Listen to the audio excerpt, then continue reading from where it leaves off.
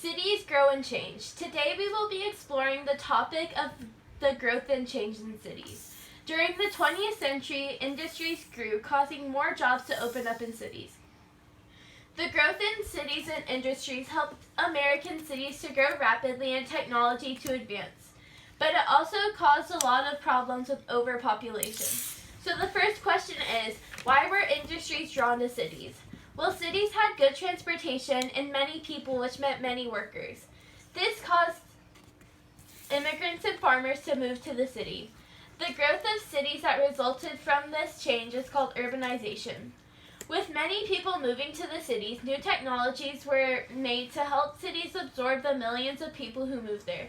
Examples of new technologies that were helpful to cities were skyscrapers, elevators, and streetcars. With skyscrapers, buildings could hold more people and went up to about 4 stories. But with elevators, they allowed buildings to grow taller because people were able to get to higher floors without being tired from going up multiple flights of stairs. With streetcars, it changed the way people traveled inside buildings and around cities. Before streetcars, people got around by walking or using horse-drawn vehicles. But with streetcars, it transformed walking cities into streetcar cities. Public transportation and skyscrapers helped cities expand. With more people flocking to cities, overpopulation became a big problem. It was especially serious for families who could not afford to buy a house. These families often lived in tenements. A tenement is an apartment house that is usually run down and overcrowded.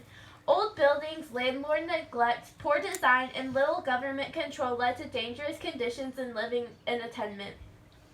Slums also became a problem with overpopulation. A slum is a neighborhood with such overcrowding and dangerous housing.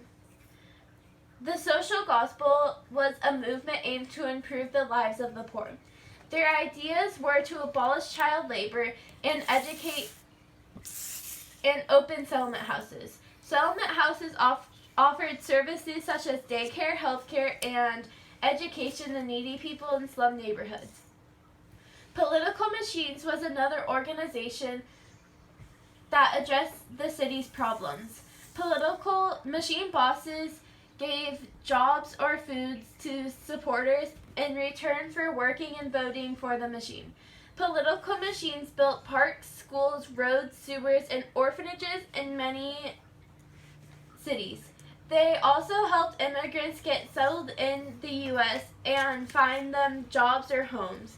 What we can take from this time of period of the Industrial Revolution changed the way people lived and affected the way we live today. Now that you know more about how cities grew and changed, I have 3 questions. Why were industries drawn to cities? What were the 3 inventions that helped cities expand? Why did people live in slums?